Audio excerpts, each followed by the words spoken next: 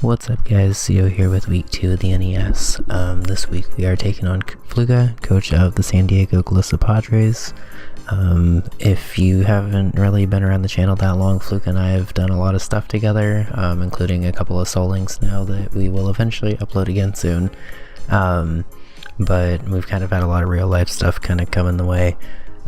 Including a kind of annoying rib injury that is kind of making it hard to do a lot of like sustained breathing and talking and stuff. So if you hear me being a little bit more out of breath than normal, I guess this time that's why. But Flooka has a really scary team, and it took a lot of practice this week to even get to the point where I was like remotely comfortable. And even like right before the battle I was still like running a practice game just trying to make sure speed creeps were like working and stuff. So I definitely didn't take this week lightly at all. You can kind of see what he brought as well as what he didn't bring on the layout, but I'll go ahead and give a preview of what I brought now. Starting off, we have Kebia Berry, Tapu Fini with Taunt, Ice Beam, Moonblast, and Surf. Max HP, max defense pretty much, it's 244, but with a little bit of speed to outspeed a speed creeping Necrozma, basically. I didn't really see it worth speed creeping Rotom or anything, and Taunt's mostly there for his slower stuff as well as his walls. Kebia Berry is there to take a hit from either Drapion or Poison Jab from Mian Xiao. Potentially Garchomp, which didn't come, but I was still worried about.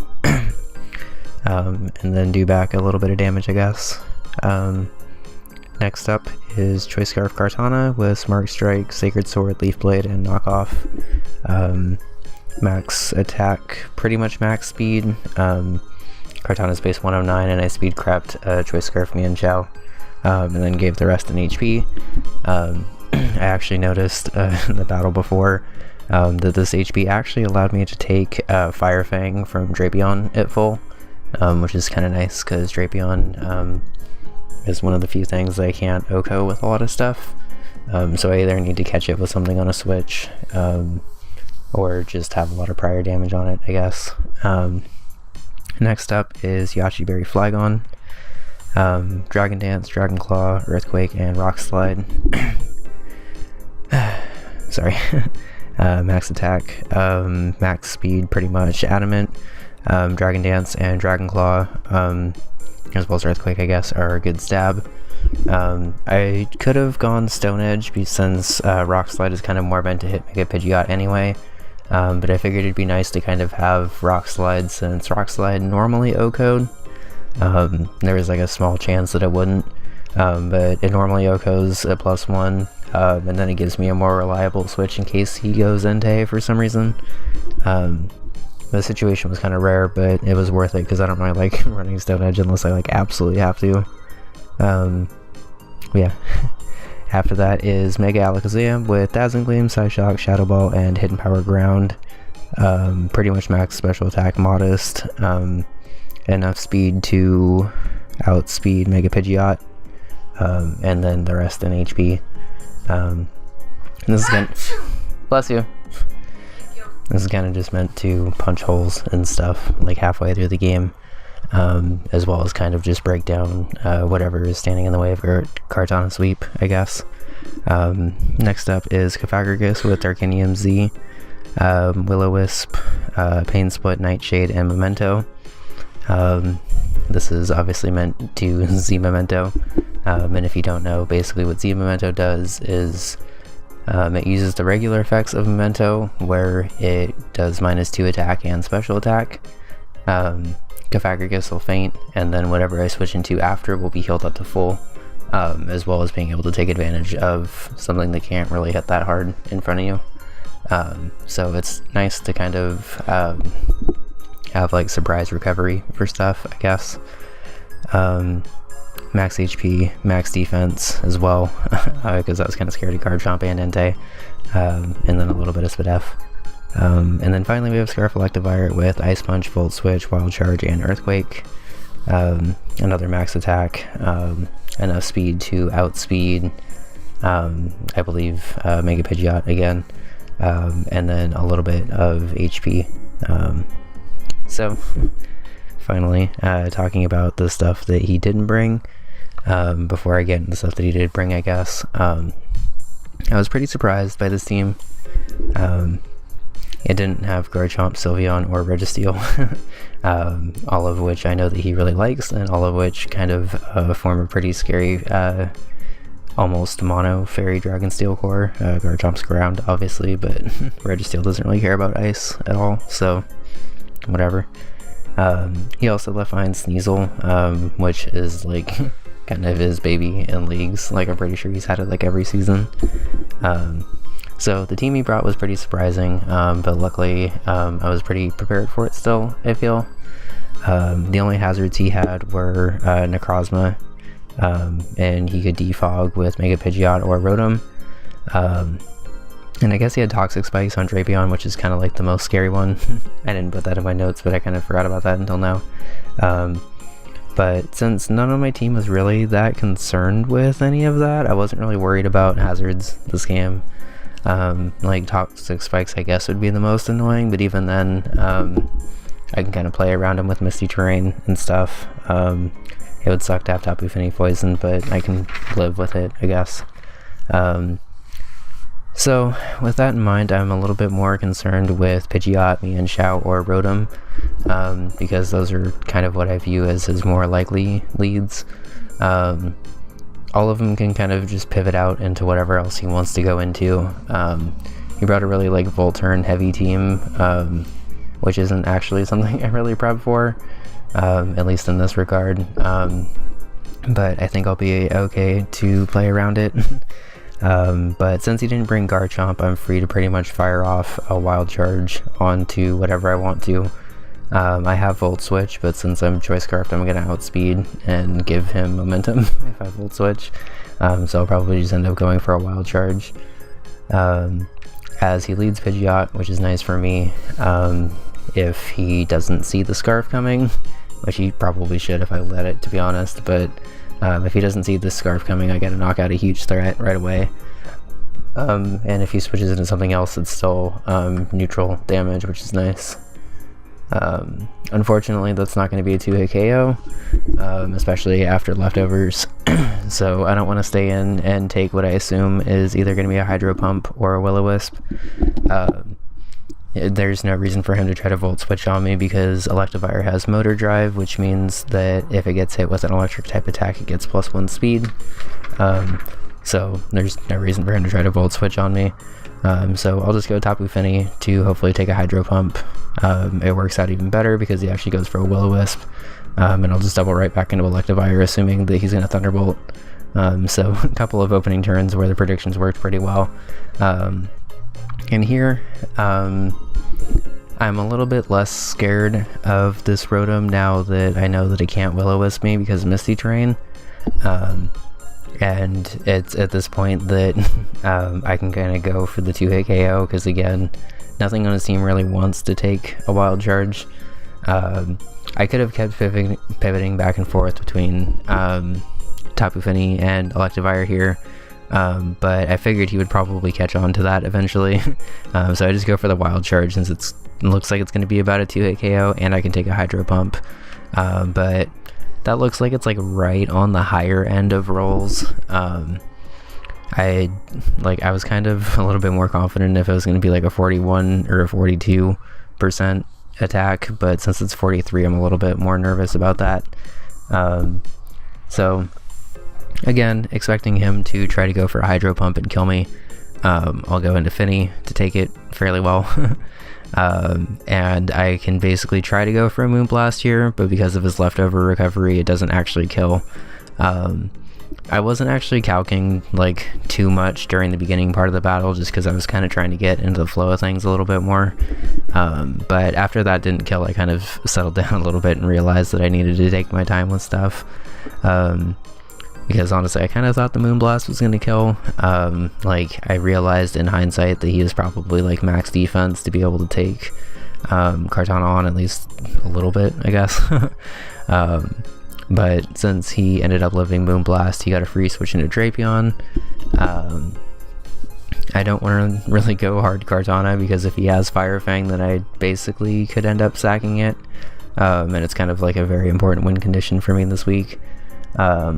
Since I have Kebia Berry on Tapu Fini, there's really no reason for me to not to stay in Moonblast. Like, even if the absolute worst case scenario he's Assault Vest, it still does like 20% damage. And that's about how much he's going to be doing to me with the Poison Jab. So he does that. I, of course, get poisoned because that was the only thing that could have like really gone wrong with that. And of course, he's actually Assault Vest, which kind of complicates things a little bit more. So because he's Assault Vest, I know that he's not like a Z move, which is kind of reassuring. So I can go for Cofagrigus here. Even if he reads me and goes for 2 knockoffs, he's actually not going to do enough damage to kill me. Because Cofagrigus is holding a Z Crystal, it actually only does the base 65 damage for knockoff instead of doubling to 130 or whatever it is. So because Drapion's actually not going to knock anything off, I can end up taking a knockoff, not outspeeding it, so I take another knockoff and then going for a Will-O-Wisp and trying to heal back up. So that's basically the plan for these next 2 turns, or 3 turns or whatever. He goes for Earthquake, which actually makes it even easier for me to survive this. Because he made contact with me, I get rid of Battle Armor, which I don't think even ends up mattering, but I'm a little surprised that he went for the Poison Jab. I'm not really too surprised that he got another poison on it, because, like, of course, it's a little annoying that even with Tapu Fini and Misty Terrain, I still got 2 things poisoned by Poison Jab, but it just kind of happens. So because I'm Pain Splitted up and at about 64% now, I have to be kind of careful, actually. I was kind of hoping on that turn that he was going to directly switch into Pidgeot and I would be able to Pain Split up, get really healthy, and then on the following turn I would be able to Z Memento back into Tapu Fini and get it healed up. Or potentially get it healed up, or I'd potentially go into Electivire and get that healed up instead. At this point I'm kind of undecided because I don't know if I want the offensive pressure or the defensive pressure more. But because he got the poison on me, I actually don't want to play around with Pain Split a little bit more, because he could hypothetically just stay in here, stall me out a little bit more, and then like basically as he's about to die just go into Mega Pidgeot and then kind of wipe out my only chance of healing here. So even though it's a little bit early, I'm actually just going to go for the Z Memento now. Luckily he ends up going Pidgeot, so it kind of ends up working out anyway. So as Cofagrigus faints here, I'm a little bit torn, like even at this point, on what I want to go into. Like, my gut is telling me to go Tapu Fini, just heal up, so I have a defensive switch in to Drapion, as well as Entei, as well as potentially Necrozma, although not really that well. And then most likely Mienshao, but also not really that well now that I don't have a Kebia Berry, because I assume that it has Poison Jab. But overall, I also really don't have anything for Mega Pidgeot. Like during my practice games, I noticed that Hurricane was basically 2-hit KOing a lot of my team. Like even Electivire, who resisted, was still like pretty solidly 3-hit KO'd. And I'm like really tempted to just go Electivire here, heal up to full, and then Volt switch out on whatever he wants to do to get momentum. But ultimately I decided to just go Tapu Fini because I need that health a little bit more. Misty Surge doesn't really help that much, I guess. And I actually didn't know this, but I thought Z Memento also healed status. Apparently it doesn't, but not really the end of the world, I guess. I can live with a regular poison. It's not ideal, but whatever. So, because this Mega Pidgeot is -2/-2 now, I kind of predicted to switch out. There's no reason for it to really stay in, and if I am like a Calm Mind Tapu Fini, it kind of just gives me a free Calm Mind here. And a lot of the time when you Z Memento into stuff, it's because you're Z Mementoing into a sweeper, I guess. So I kind of predicted him to hard switch here, instead of like risking a U-turn not really doing anything and then me just being able to get a Calm Mind off. In hindsight, this is like the first turn where I feel like I didn't really make like a very good prediction, because I kind of predicted him to either go into Drapion like straight up, or go into Rotom and try to catch me on on some non-attacking move, I guess. So either way, I went Alakazam like on a hard U-turn. Luckily, because he's -2 attack, it actually didn't really do that much. And doubly luckily because he went Mienshao on me. It shows me that, as I kind of expected, his Mienshao actually is his answer to Mega Alakazam. Normally you don't have a frail fighting type be your answer to a Mega Alakazam, but because Mienshao gets either Fake Out or Choice Scarf outspeeds Mega Alakazam, one of those two things will kind of work out for it in its favor. Since either one is kind of scary at this point, I'm kind of forced to just go Tapu Fini and hope that it doesn't kill, basically. Luckily he does show U-turn, which kind of shows that he's probably Scarfed. And he goes hard Necrozma on me. I don't want this thing setting up a Swords Dance or a Calm Mind or a Rock Polish at this point.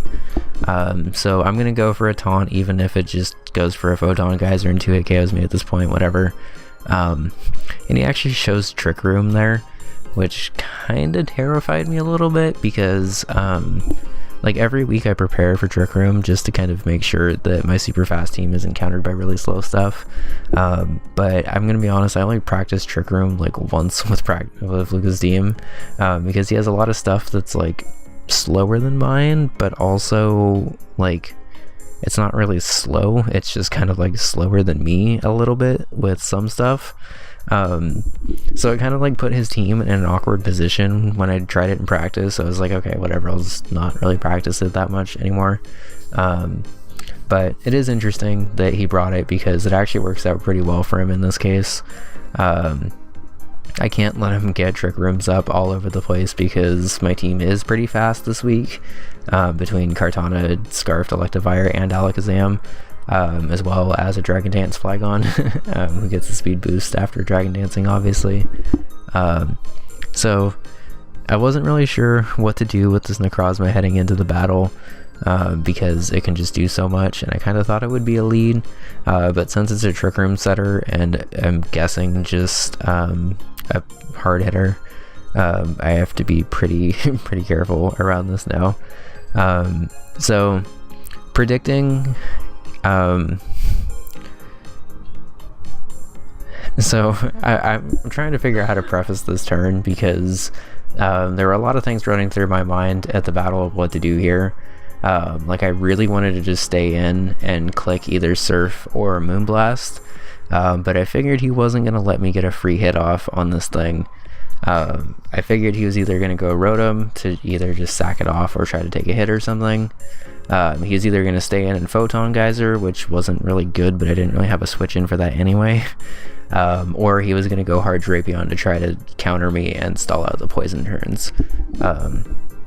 Of the three of these, the Drapion switch kind of seemed the most likely, especially since if I went for a Moonblast again, it was only going to do like 22% or something like that. I forget what it did in the beginning of the battle.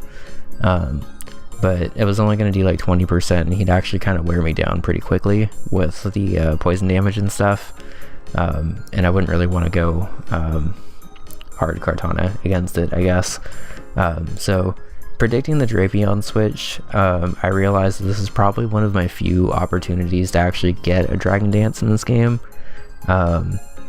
Because Rotom has Will-O-Wisp, I don't really feel safe going for a Dragon Dance in front of it. Because Flygon has Levitate, which means that it actually doesn't get the benefit of the Misty Terrain that the rest of my team gets, and can't be statused even when Misty Terrain's up, I guess.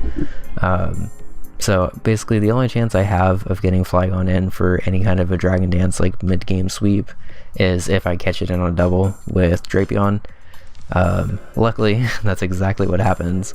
He ends up trying to go Drapion basically to stall me out because his burn is doing less than my poison. I now have Flygon in.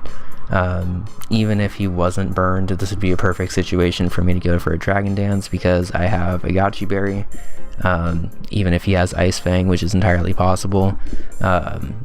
Even not burned, it only does 50% with the Yachi Berry, which gives me the Dragon Dance, which gives me an Earthquake, and gives me at least 1, if not 2 KOs. The fact that he's burned makes it even better, because now he just has to go hard Rotom as I Dragon Dance, and now I get to Dragon Claw into killing something else, basically. So Rotom drops as he goes Necrozma.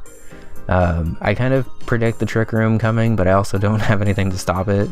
So at this point, I'm pretty content with just letting Flygon drop and getting a hit off on this, as well as potentially getting a hit off on whatever else comes in. Because I actually noticed that although I'm +1, his Mienshao should still outspeed. And if his Entei comes in, it's probably going to go for extreme speed, I would guess. And unfortunately Mega Pidgeot does underspeed me in Trick Room, because I EV'd it to outspeed, I guess. But because Trick Room is actually kind of proving to be annoying at this point in the game, I'm fine with Earthquaking and either OHKOing whatever comes in, or getting, I guess, Mega Pidgeot in so I could go into Tapu Fini, or just going for a Rock Slide at that point to try to do damage. But the point is, I'm at +1, so I'm staying in. He goes for the Photon Geyser and ends up doing a ton of damage, which makes me pretty easily revengeable by anything on his team, such as this Entei. Unfortunately, that damage actually doesn't tell me anything, because I was like right at 30%, which is like the pretty average roll for pretty much any kind of Entei to kill, surprisingly. Flygon's not really that bulky. So because Entei's in, and I actually still have 2 turns of Trick Room left, I have to be kind of careful with how I handle the last couple turns here. So because he went hard Entei on me, I assume that he's either like a Choice Band or like some kind of like attack boosting item. He could be Z Crystal, which would be kind of scary, but basically I assume that he's not speed boost increasing, because why would you go into something intentionally with Trick Room setup, I guess. So because of that, I assume that my Electivire normally outspeeds, but actually is slower under Trick Room, so I can't go into that. Mega Alakazam just drops, and Kartana obviously never wants to like sit in front of an Entei for that long. So I'm forced to go Tapu Fini here and try to get some Surf damage off. If he goes for Flare Blitz, it's fine. Fun fact, if he actually went for a Z Solar Beam here, I would have actually lived too. But I need to go for a Surf because I need to get damage off on this thing. He just goes Drapion, which is a good play. And at this point, I could actually go hard Kartana as Trick Room is ending, and potentially get a little mini sweep going with Kartana. I probably wouldn't be able to like actually sweep anything, because again, he's just gonna go hard Entei on me. But I would at least be able to kill Drapion and get an attack boost and threaten it out. I think a +1 knockoff still does like 80% to Entei or something like that. So I would be able to kill it off and then, or do a decent amount of damage and then potentially revenge with Mega Alakazam. But instead I realized that Mega Alakazam is probably the more expendable one at this point. Because he's burned, even if he goes for a knockoff, he's not going to do that much damage. Because of Misty Terrain, if he goes for Poison Jab, I can't be poisoned again. In hindsight, I could have actually probably gone Electivire at this point. Especially since Trick Room is ending and Electivire is only like 30% or something anyway. But I didn't really see that play at the time, I guess. Hindsight, I'm not really sure why, because Electivire would have been nice to kind of just smack something with Wild Charge again. But anyway, as I kind of rambled, I went Alakazam because I was able to take this hit. It's not very often that Alakazam lives not 1 but 2 physical attacks in the same game, but thanks to Burn and Memento, I was able to pull that off. Trick Room ends after I click unpause here, but I kind of wanted to explain things. I can go for a Hidden Power Ground here and obviously kill Drapion. I also kill Entei, I think, on switch in or something like that. Like if I don't kill, I do a ridiculous amount of damage. If he goes Mega Pidgeot reading my HP ground, which I don't see happening, but if he did, I would just be able to Psyshock it and do a decent amount of damage. But basically at this point, Alakazam's kind of just meant to punch a hole into either Entei or Mega Pidgeot. I would like to punch Mienshao and just kill it, but because it has a Choice Scarf, it's gonna always outspeed me. Unless, ironically enough, I got it in under Trick Room, but I know that would never happen. And assuming that Entei has extreme speed and is banded, that's obviously going to take me out from 31. So my goal is to basically just do damage to Mega Pidgeot with Alakazam at this point. I killed Drapion, obviously, because super effective HP is going to kill. And because he goes Mienshao, I'm forced to basically sack Electivire at this point. That like barely killed, by the way, because the mineral was like 33. And like I said, I need to get damage off on this thing. Unless I crit, I'm not going to kill here. Like an average roll was like 70 to 80 or so, I think. So kind of hoping for a crit, but also kind of not. I'm just going to go for a Psyshock and weaken this thing. I end up doing 70, which is fine. U-turn finally kills off Mega Alakazam as he goes Entei. And I kind of want to talk about this because this turn ended up taking a while, but I think him going Entei here actually ended up making things a little bit easier for me. If he went Mienshao, I was still forced to go Tapu Fini anyway, which would have allowed him to reveal Poison Jab if he had it at that point. I would have been forced to go for a Moonblast, kill off Mienshao, and then left with Mega Pidgeot and pretty much a full health Entei doing whatever it wanted. But because he went Entei, and because I'm actually at the health I'm at with my Tapu Fini, as I reset Misty Surge and stuff too, because I'm at this health with Tapu Fini, I'm actually able to take any kind of Flare Blitz or any kind of attack that he wants to go for. And if I get a Surf off right now, basically Kartana can just come in and click Sacred, or I guess either Sacred Sword or Smart Strike and kill and just sweep. I'd probably go for Smart Strike just because it's stab, obviously, and it's not resisted by either Mienshao or Mega Pidgeot. But I just need damage off. Basically, if he doubles into anything at this point, that's also kind of nice, because Surf should be able to kill. That damage shows that he's banded. He lives because Entei is just really bulky. And luckily he ends up actually killing off my Tapu Fini here, while still leaving me at low enough health that Smart Strike, even though it's resisted, could kill. Smart Strike did like 22% or something unboosted. And I'll just leave this going because at this point, if you know anything about Kartana, the game's over. Kartana has a really, really dumb attack, and the second it actually like has stuff set up for it, it's kind of just game over. So overall, that was probably one of the more exciting games I've had in my League history, I would say. I kind of wish I could have been a little bit more enthusiastic with my post-com and stuff, but even just kind of making it through it was kind of hard, to be honest. But I love Kartana. I love this team, honestly. I feel like it worked very, very well. It went through a couple of different iterations, but I think I finally settled on like the best 6 to take on Flooka, kind of regardless of what he brought. He did surprise me with a lot of his team. I was kind of surprised to see Rotom Wash, since Kartana just pretty much OHKOs it with Leaf Blade, which I did have and never really had to go for.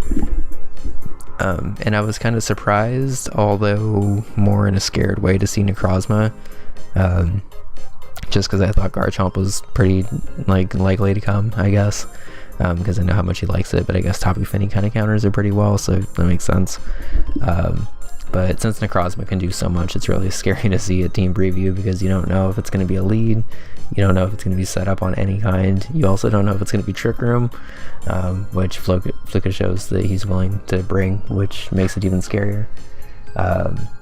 But yeah, I'm very, very happy with this week. There were a couple of plays that in hindsight I would have liked to do slightly differently, but overall I feel like I played pretty well. I made really aggressive predictions that actually paid off, and I got my Kartana sweep out of the way, which is kind of nice. So heading into next week, we're taking on Beard, coach of the New York Aqua Jets. He is also 2-0, and he's been having some pretty good games as well. So it's another very, very difficult game right out the gate. He has a lot, like he actually has a slightly better version of what I'm going for with my team, of having a lot of really fast stuff and really slow stuff. We got to take on sio-kedelic again, which is kind of terrifying. But overall, I'm really excited. I'm really, really happy with how this game went. And yeah, great game, Flooka. It was nice to kind of finally pick up one against Flooka, because he's kind of had my number the past couple games. And I feel like he played well as well. So it's kind of nice to have a game where like both people played really well, and you kind of just managed to come out on top, I guess. So yeah, if you guys are excited for more NES content, hopefully my breathing gets fixed a little bit more so I can be a little more into it next time. Please drop a like and subscribe and comment if you guys have any set suggestions or anything you want to see. I'm pretty open to any kind of suggestions for anything, so yeah, just let me know, and have a good one, guys. Bye. Hey guys, I'm sure this will just be kind of an add-on to the end of the Flooka battle, but I kind of just wanted to make a last minute update for week 3. I realized that Blaziken was kind of redundant on the team, especially since Hitmonlee seems to be like a lot more natural of a fit for fighting type. And originally when I was making the move, I really wanted to keep fire type, and I almost picked up Talonflame instead of Blaziken, which would have also given me a flying type, which would have also been another ground immunity. But I realized that like Talonflame didn't really fit the team that well outside of like just its typing. And with the fact that I would never really get to use Gale Wings because everybody would always bring Stealth Rocks all the time, and I wouldn't really want to sit there and roost and then just take an attack or whatever. I realized that I kind of didn't really need fire type as much as I initially thought for the team. I really did want good speed though, so I opted to pick up Ambipom instead. This does mean that I have 2 normal type now, but between Miltank and Ambipom, they don't really do the same thing at all. Like Ambipom's more of like an offensive support, and Miltank's more defensive support. And seeing as how I have a Mega Alakazam that I'm probably going to be bringing pretty much every week, if not every week, I realized that I need a pretty consistent normal type on the team. And since I didn't get my ideal normal type in Snorlax, because Crazy sniped me on it during the draft, I just decided to kind of split up its roles into 2 different normal types, especially since I didn't really have a huge need for anything else, and normal type actually kind of helps because it is immune to the ghost types in Mega Zam's week 2. So overall, I mainly picked up Ambipom because it has 2 good abilities, whereas Blaziken can only use Blaze, which is kind of hard to use in League format. Technician and Skill Link are both pretty awesome for Ambipom.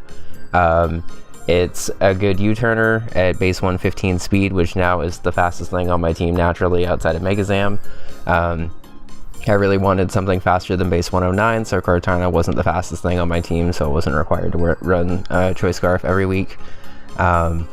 Ambipom also has a kind of stupid amount of coverage since it's a normal type, and a pretty like early on normal type at that, since Apom is Gen 2. It kind of just gets everything, and I'm actually counting special in that as well. It only has base 60 special attack, but it does get Nasty Plot, and I've seen special Ambipom actually do a decent amount of work. And just saying Nasty Plot with Baton Pass is kind of cool for my team. Ambipom is my first Baton Passer on the team, which is kind of nice. And overall, I think I'm going to like this. So yeah, I'll see you guys next week. Bye.